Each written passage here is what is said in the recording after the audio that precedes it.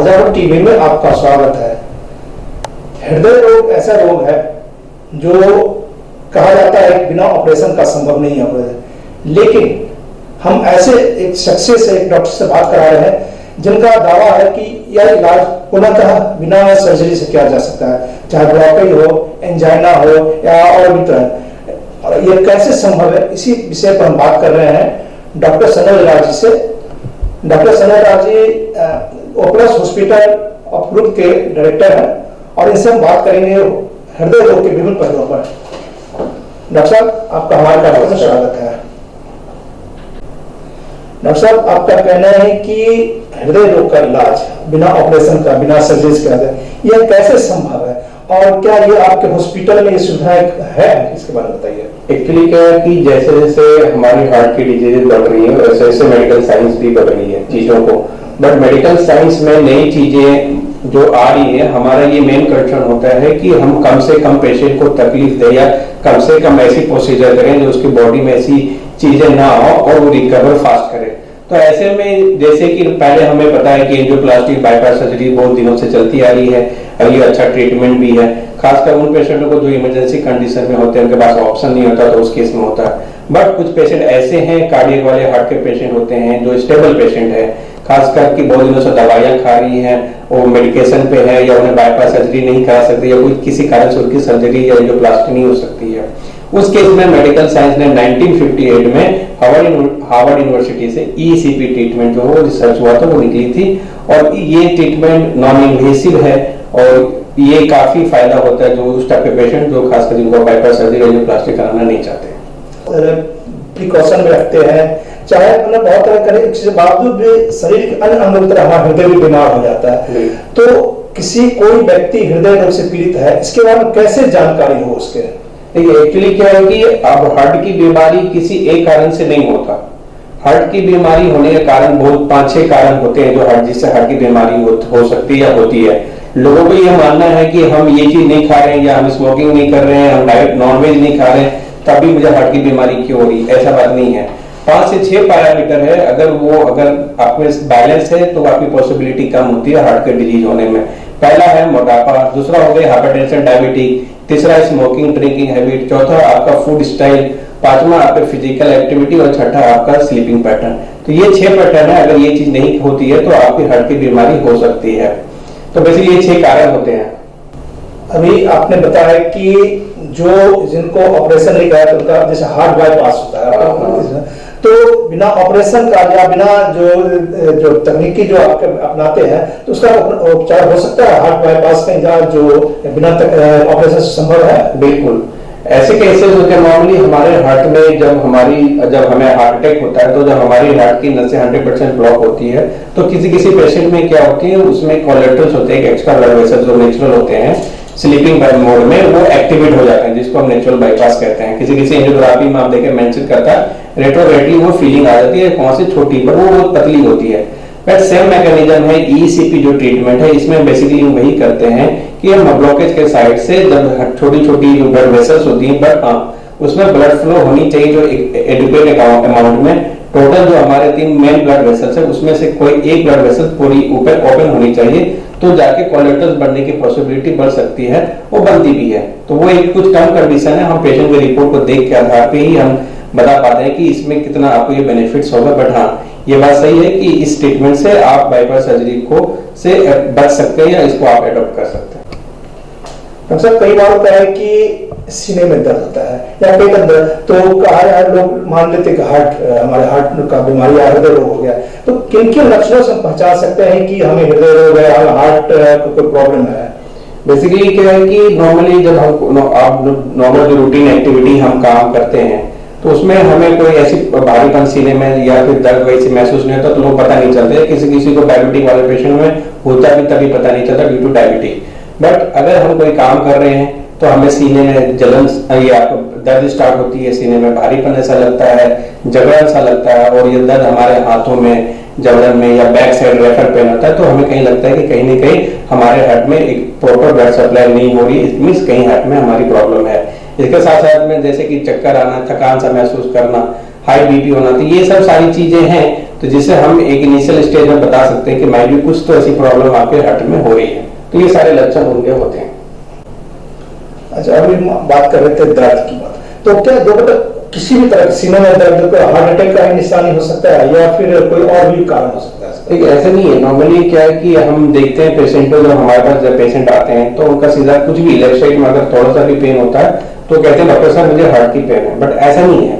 Left side heart के अलावा हमारा लंग है, हमारी रिब्स है, हमारे ऊपर स्किन है, हमारा नर्व कनेक्शन सिस्टम क्रॉस किया तो कुछ भी हो सकती है। साथ साथ में हमारा गैस की प्रॉब्लम जैसे कहते हैं स्टमक, उसके कारण से भी ऐसा पेन हो सकता है। तो बट वो फाइंड आउट करना डॉक्टर के ऊपर रहता है। बट कुछ पेशेंट ऐसे होते हैं, कुछ लोग ऐसे होते हैं वो गैस की दर्द समझ के हार्ट की चीज को मिस करते हैं और हार्ट की पेन समझ के गैस की। तो ये चीजें एक डिफरेंशिएट करना थोड़ा डिफिकल्ट होता है नॉर्मल लोगों के लिए। बट अगर ऐसा किसी को है या ऐसी सिम्टम्स आ रही है पेन में तो आप जरूर डॉक्टर से मिलें। वो काम डॉक्टर का है तो हम उसे ज्यादा बेटर बता पाएंगे इंस्टेड ऑफ आप।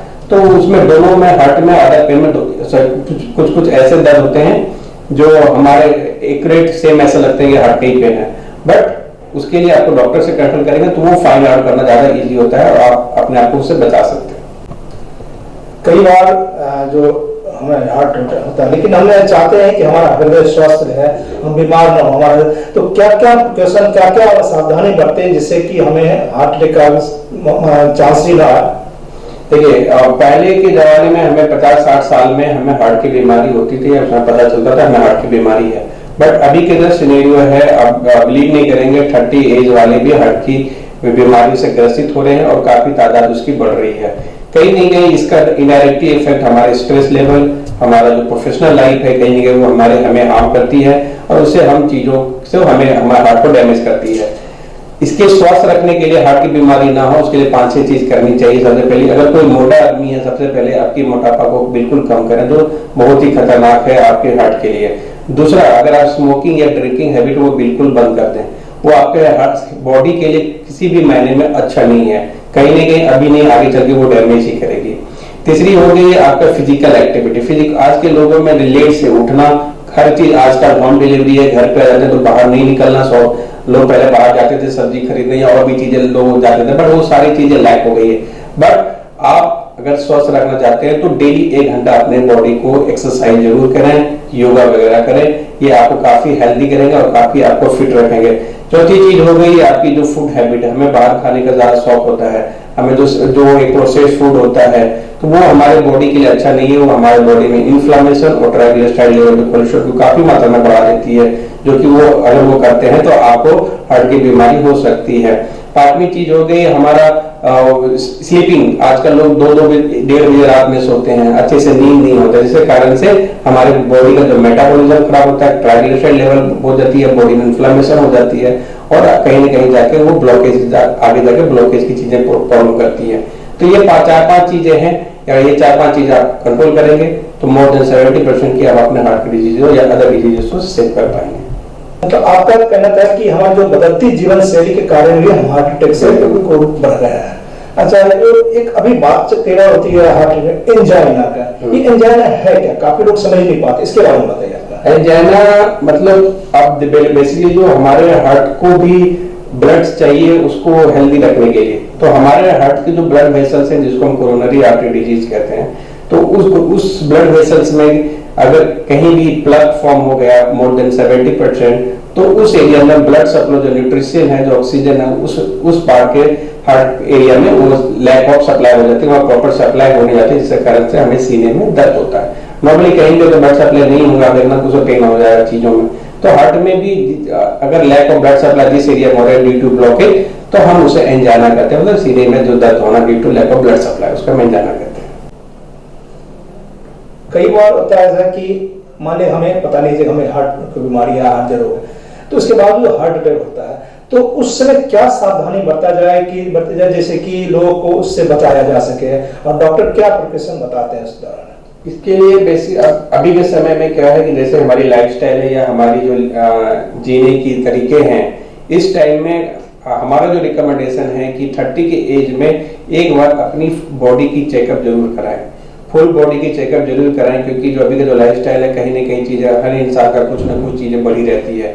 तो जब एक बार अगर बॉडी चेकअप होगी, आपकी बेसिक चेक होगी, जैसे ईसीजी हो गए, इको हो गया, टीएमटी हो गए, कुछ ब्लड टेस्ट हो गए, इसमें से कुछ ना कुछ चीजें अगर कुछ फाइंड आउट होती है तो उस टाइम हम उस आप चीजों को सेव कर सकते हैं और अपने आप को बेटर कर सकते हैं जो आने वाले समय में आपका हार्ट की प्रॉब्लम होती है। तो दूसरा, वो पेशेंट जिनको फैमिली हिस्ट्री है, जिनको फैमिली में ये हार्ट की प्रॉब्लम चल रही है, जब 50 में उसके फैमिली में किसी को हार्ट की प्रॉब्लम हो गई तो वो मोर प्राउड टू गेट की हार्ट डिजीज की पॉसिबिलिटी बढ़ती है। तो उस केस में आप पहले ही अपनी एक प्राइमरी चेकअप जरूर करा लें। तीसरी हो गई, जिनका लाइफस्टाइल है, जिनके ज्यादा ट्रैवलिंग में रहते हैं, उनके पास टाइम नहीं रहता है, उस टाइप के पेशेंट भी आप अपने आप को पहले ही एक प्रॉपर डायग्नोस कर एक टेस्ट कराएं, जिससे कारण से इस चीज को अवॉइड करते हैं। इसके अलावा ऐसी कोई चीज नहीं है कि आप अपने को पहले नॉर्मली जब बंदे हेल्दी होते हैं तो सोचते हैं मैं हेल्दी हूं तभी कोई बीमारी हो नहीं सकती, अचानक हो जाता है, इसलिए क्योंकि हम उस पर ध्यान नहीं देते, हम छोटी छोटी चीजों को नेग्लेक्ट कर देते हैं। बट ऐसा नहीं है, there is the only one thing that कि आप प्राइमरी एक चेकअप कराएं एज ऑफ 30-35 में, तो काफी हद तक आप इस बीमारी को आने से रोक सकते हैं। अभी मानसून आ रहा है, अच्छा नहीं रहा है मानसून से, कई बीमारियां इस दौरान होती है, तो जो हृदय रोगी है उनको क्या क्या सावधानी बरतनी होगी इस दौरान? अभी बेसिकली जब कभी भी मौसम चेंज होता है तो आप मोस्टली देखेंगे वायरल या बैक्टीरियल चीजें होती है। तो वायरल में अल्टीमेटली कहीं ना कहीं जो वायरस होती है चीजें वो भी हमारे हार्ट को इफेक्ट करती है या उससे भी इफेक्ट होता है हमारा हार्ट। खासकर जो हार्ट वाले पेशेंट है, जो डिजीज है, कोशिश करें कि बारिश के मौसम में जो फूड है हेल्दी फूड लें, फ्राइड आइटम बिल्कुल ना खाएं। आप जो ग्रीन वेजिटेबल फ्रूट्स है वो लें, फ्रूट्स भी लें तो उसके लेयर को छिलके को हटा के खाएं, वार्म वाटर पिएं और बरसात के पानी से एक्सपोजर कम करें, या फिर जो वायरल अफेक्टेड लोग हैं उनसे अपने आप को बचाएं और अपनी बॉडी को हाइड्रेट रखें, जैसे कि फ्लूइड हो गया, कोकोनट वाटर हुआ या सूप वगैरह हो गया, या आप जूस पी सकते हैं। तो बॉडी को हाइड्रेट रखें ताकि वो जो इन्फेक्शन है वायरल वो आपको इफेक्ट ना करे और आपको हार्ट को डैमेज ना करे। आपका हॉस्पिटल ओपलेस होकर काफी फेमस हॉस्पिटल देश के विभिन्न जगहों में, तो आपके जो हॉस्पिटल में क्या क्या सुविधाएं, हृदय रोग में क्या विशेष क्या सुविधा है, इसके बारे में बताइए। एक्चुअली ये हमारे जितने भी बेसिकली हमारा जो मेन सेंटर है वो नोएडा हेड ऑफिस हुआ, इसके साथ साथ मोर देन 45 सेंटर जो हमारे इंडिया और इंडिया से बाहर जैसे दुबई, शारजाह, साउथ अफ्रीका में हमारे सेंटर चल रहे हैं। इसमें बेसिकली हम ECP treatment for refractory angina patient के लिए, या हार्ट फेलियर वाले पेशेंट, या फिर ब्रेन स्ट्रोक वाले जो पेशेंट होता है, हाई बीपी वाले, ये इन पेशेंटों के लिए हम ईसीपी नॉन इन्वेसिव की ट्रीटमेंट हम प्रोवाइड करते हैं। साथ साथ जो डायबिटिक वाले पेशेंट हैं उनके लिए डाइट काउंसलिंग होती है और लाइफस्टाइल मैनेजमेंट का प्रोग्राम होता है जो हम पेशेंटों को देते हैं। इसके साथ साथ हमारे टॉप मोस्ट कार्डियोलॉजिस्ट टीम है जो इंडिया का, ये पहला हमारा सेंटर है नॉन इन्वेसिव ईसीपी का, जिसमें हम जितने भी हाई क्वालिफाइड डॉक्टर होते हैं कार्डियोलॉजिस्ट, उनकी टीम है और उनके सुपरविजन में हम 100% रिजल्ट डिलीवर करते हैं। कोई आप इतनी अच्छी सुविधाएं दे रहे हैं अपने हॉस्पिटल में, तो कोई पेशेंट आपके हॉस्पिटल आना चाहे, आप संपर्क करना चाहते तो कैसे संपर्क कर सकते हैं? अभी जैसे हमारा जो वेबसाइट है o+heartcenter.com, उस पे जा सकते हैं। O+ के साइट पे वहाँ पे सारा डिटेल्स हैं, वहाँ पे कॉन्टेक्ट नंबर है, वहाँ पे ऑनलाइन अपॉइंटमेंट भी बुक करा सकते हैं। हमारे इंस्टाग्राम पेज है, Facebook page O+ heart centre के नाम से आप सर्च करेंगे तो वहाँ पे सारी डिटेल्स दिए हैं, वहाँ पे जाके आप अपनी अपॉइंटमेंट किसी भी सेंटर के लिए बुक करा सकते हैं। कभी किसी को हार्ट बीमारी हो चाहे कोई बीमारी हो, मान लीजिए किसी को बीमारी हो गया, फिर हार्ट ऑपरेशन भी कर ले, उनके बाद क्या क्या सावधानियां बरती जाए कि वो अपने आप को सुरक्षित रह सके? देखिए, पहले ये हमें जानना जरूरी होता है कि ये बीमारी हमें हुई किस कारण से, क्योंकि किसी भी बीमारी का अगर आपको रूट कॉज नहीं पता है तो आप कोई भी ट्रीटमेंट करा लें, एट द एंड वो चीजें सुधारने वाली नहीं है। अगर एंजियोप्लास्टी करा लें, बाईपास करा लें, ईसीपी करा लें, मेडिकेशन खा लें, ये एक अल्टरनेट ऑप्शन होता है। आपके सिम्टम्स को, मेडिसिन आपके सिम्टम्स को कम करती है, ना कि बीमारी को ठीक करती है। तो पहला हमारा ये होता है कि आपको बीमारी किस कारण से हुई, अपने लाइफस्टाइल, अपने लाइफ में चल क्या रहा है, आपका लाइफस्टाइल कैसा है, आपका फूड हैबिट क्या है, आपका स्ट्रेस लेवल कैसा है। तो ये रूट कॉज पे आप काम करना पड़ेगा कि जो 5-6 चीज मैंने बताई है, अगर वो चीज आप सही से करते हैं तो काफी हद तक अपने हार्ट की बीमारी को रिवर्स भी कर सकते हैं और प्रिवेंट भी कर सकते हैं। तो ये 2 कारण है। डॉक्टर साहब बता रहे थे कि हम अपने स्वस्थ जीवन को, अपने हार्ट को सुरक्षित रख सकते हैं। डॉक्टर साहब हमें इतनी अच्छी जानकारी दें इसके लिए आपको बहुत धन्यवाद।